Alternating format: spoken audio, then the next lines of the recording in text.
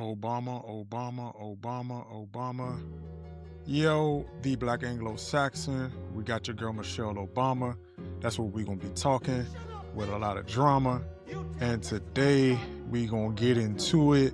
Go ahead, buckle up, because this is why Democrats continue to lose. And the way that they are talking, they will continue to shed more black male voters and probably more male voters as a whole. So, first things first, we're going to jump into the video and we're going to talk about how she got it completely wrong with this take of hers, because it is missing the mark in a number of ways.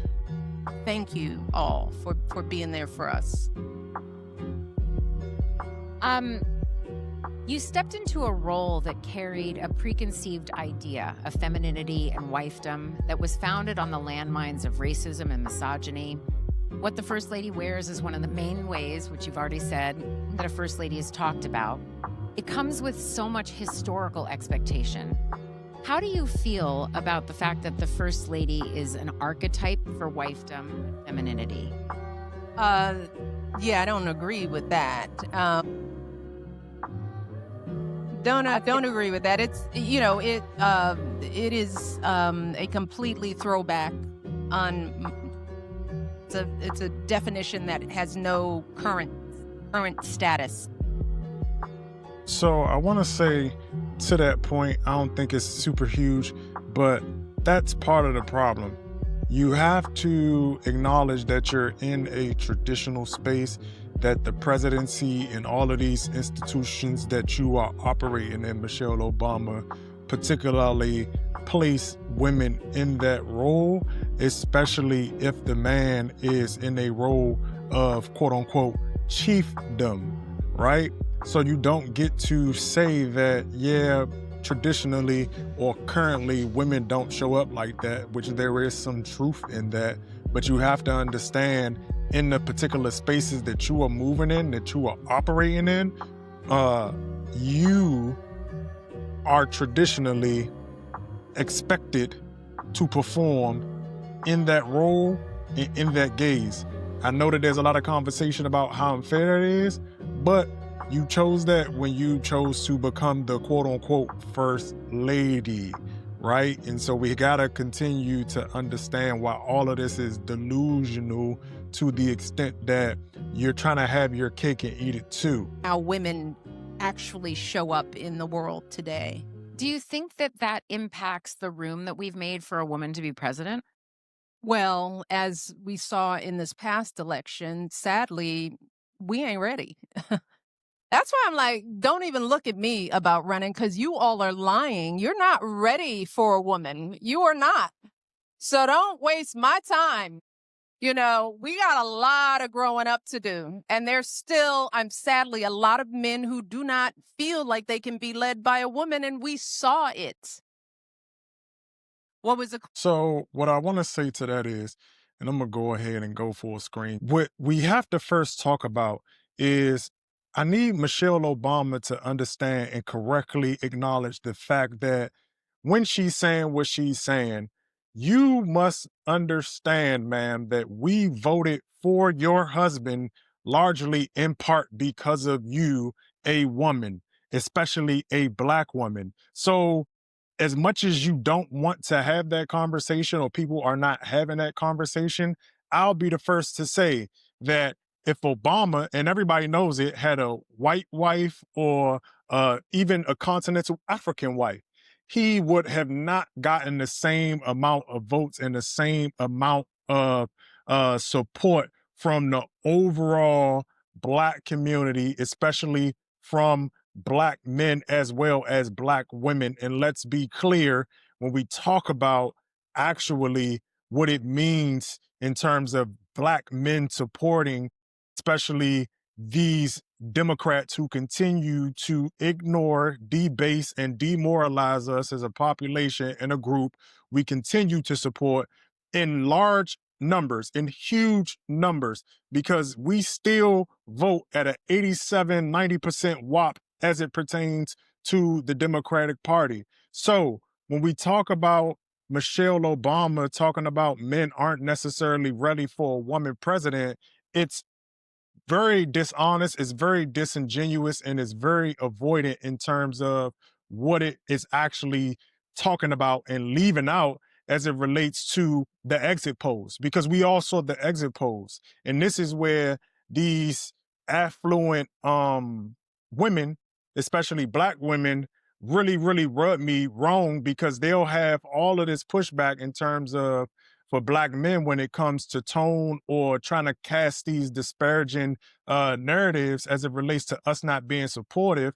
But at the same time, you won't call out your white woman counterpart for not only not voting for a woman this time around, but also not voting for themselves in the first time we lost to Trump. Because when we continue to look at the exit polls, we continue to see who is the actual people who are voting in large numbers. Nobody's talking about the Asian community. Nobody's talking about the Latino community or their men specifically, because if you look at their numbers, the women also vote on a conservative line and a conservative narrative. And so this whole idea about it just being men is very, very, very, very disingenuous, because last time I checked, Michelle Obama, I read the book. Last time I checked, and it was in the news.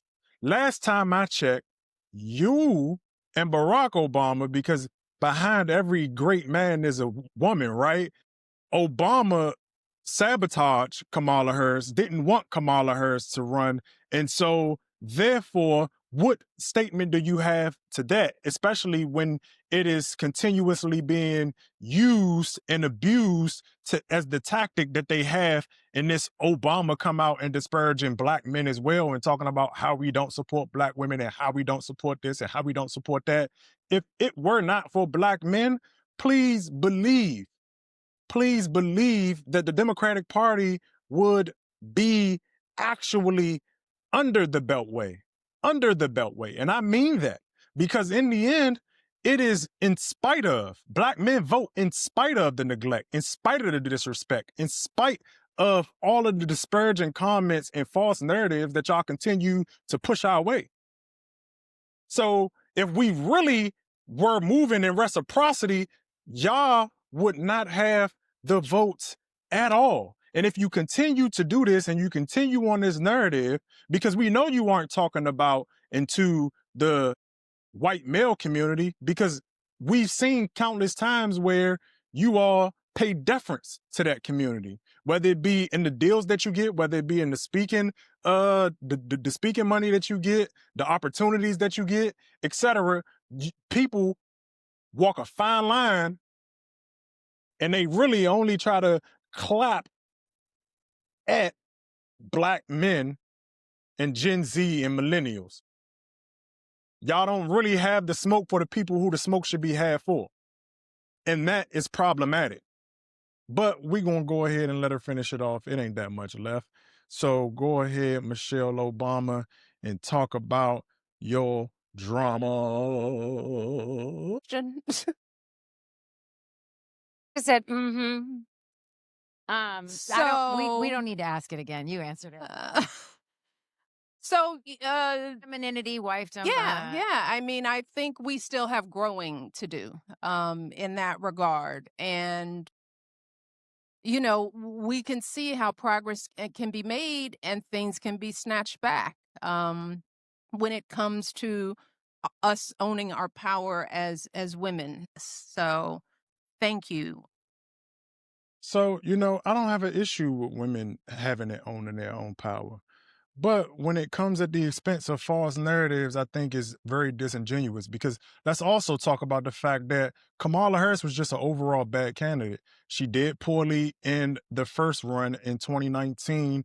And let's talk about the fact that also Obama had everything to do with Pete Buttigieg, her, and everybody else dropping out so that Biden could actually make it through the South Carolina primary and shoehorn his way in when he was doing poorly. So that's twice that Kamala Harris got sabotaged by her man, her being Michelle Obama. But there is no accountability. There is no conversation for that, because in the end, the problem with a lot of this is that Black men and men in general are overall getting the blame for what women do to each other.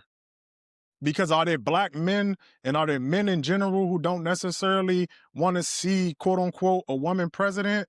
Yes, but it's also true that people just didn't want to see Kamala Harris as a president, not because of her being a woman, but just because she was a bad candidate. Because I guarantee you, the same people who probably wouldn't and didn't vote for Kamala Harris or didn't vote at all, if Michelle Obama would have ran for office, I promise you, those same people would have voted for Michelle Obama, because Michelle Obama has the cachet. Michelle Obama has the acumen. Michelle Obama has the personality. Michelle Obama has the pedigree. And despite whether you disagree with Barack Obama and how you feel about him currently, we aren't going to sit here and act like Barack Obama isn't a great campaigner. How he governs is a whole completely different conversation.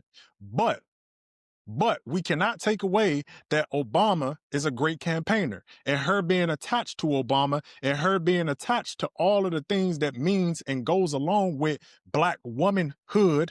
Let's not play these games. And I'm talking about Black American womanhood, because it's Big Mama. It's not Big Papa. It's Big Mama. And that's another conversation we got to have, because the Black community is a matriarchal community. It's never been ran by men. At least in my 35 years, I haven't seen it. Y'all could correct me if I'm wrong if you're older than me, but I have never, ever, ever, ever, ever, ever seen a Black community, Black American community, be ran by the men. The men don't even get the opportunity to speak and have grievances, because when they do have grievances, we're demonized and classified as sassy. There is no room and no space for Black men to talk, which is why these conversations are, oh, where are the Black boys? How the Black boys? Da, da, da, da. Oh, Barack Obama sitting down as, oh, you know what? We forgot about the Black boys. Oh, you think? Yeah, we were just kind of figuring it out every which way to step while nobody cared. Because if we really want to have a conversation, and again, this is not hatred, because I know how it's received because of, again, being a Black man in the Black community. When you talk with just the tone that I'm talking with, that's all they're going to critique you on. They're not going to actually listen to what you're saying. They're not going to listen to the merit. They're not going to listen to the conversation. They're only going to say, oh, you're arrogant, you're full of yourself, and all of these disparaging comments. But at the end of it, nobody is actually going to sit down and have an honest, respectful conversation, even when they themselves operate in passive aggressiveness, disrespect, false narratives, and the list goes on. And that's the problem. That's the problem. Y'all lost on doing this very thing, and you're doubling down on it. And if you continue to double down on it, you're going to actually lose more votes. More men votes, more young men votes, because the young men aren't the same. These young men aren't the Jamie Harrisons. These young men aren't the Hakeem Jeffries. These young men aren't going to just do everything you say because they realize that my voice don't matter anyway. I'm going to be wrong no matter what. So I might as well just go the way that I want, because you're going to berate and belittle me and demoralize me no matter what. We could have voted at a 90%, 99.9% WAP. And because it wasn't 100% WAP, we still would have got the blame.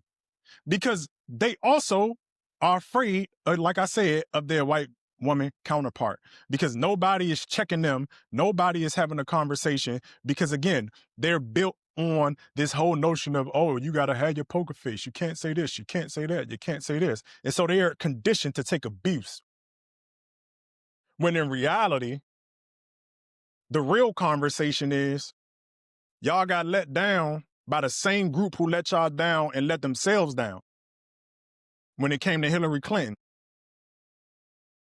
The truth in the matter is, what happened is that y'all keep trying to chase swing voters who vote with Trump, who vote with conservatives, who vote with MAGA, who vote with the James Carvilles of the world. And people said, you know what? Nah, forget it. I'm good. I don't agree with people not participating in the electoral process, but I also understand that when you literally are given the opportunity to just be recognized or acknowledged when all you're doing is being debased, they don't realize that you're dropping the bar so low that all somebody has to do is smile at men now. All somebody has to do is acknowledge that men are alive now, because you all have debased, ignored, neglected, demoralized, talked trash to, and you can't even defend yourself because defending yourself is egregious and perceived as aggressive. This is a problem, and I can't believe it because it's the doubling down of what it is y'all lost on. And y'all don't want to have the actual real conversations. Again, Obama, that's your husband. The truth in the matter is that Obama put skepticism in every Black person's soul, heart, and mind because he ran on being Black. And when he got in there, he did the whole narrative of, I can't do stuff just for Black people. I'm going to do it and let all boats rise. When all boats, or not all boats, but our boat continue to sink. And so now every time somebody see a Black person being elevated, no matter what their ethnicity is, to that height, there is a level of skepticism that is met. And that's your husband.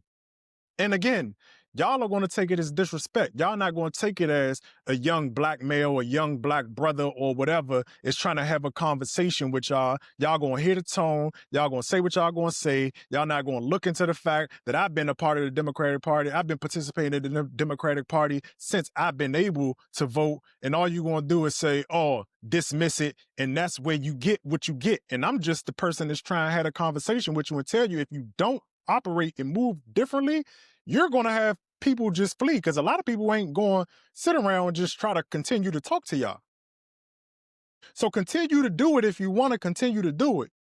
Continue to say, oh, we going to blame the manosphere and all of these different people who are literally just speaking up for themselves, because that's all the manosphere is a response to. You can hate their tone. You can hate how they talk. I don't necessarily agree with all of the ways in which they propagate.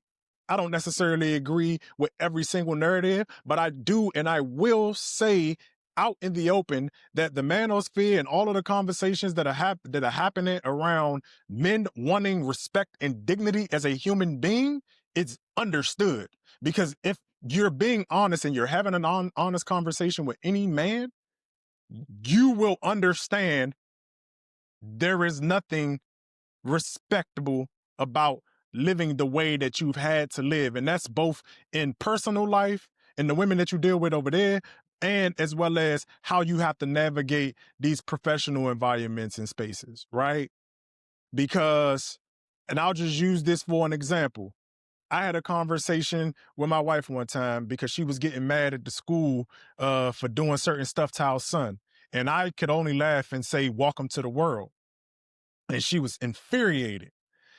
I said it based on the fact that I know that that's how men are treated every day, as well as the fact that you were doing things, you being her, doing things to me along those same lines. So my proposition was, look, everything that you do moving forward, just think about it. If you do to me what you don't want people to do to your son, every action that you do from here on out, just think about it. How would you feel if somebody did that to your son? The things you do to me.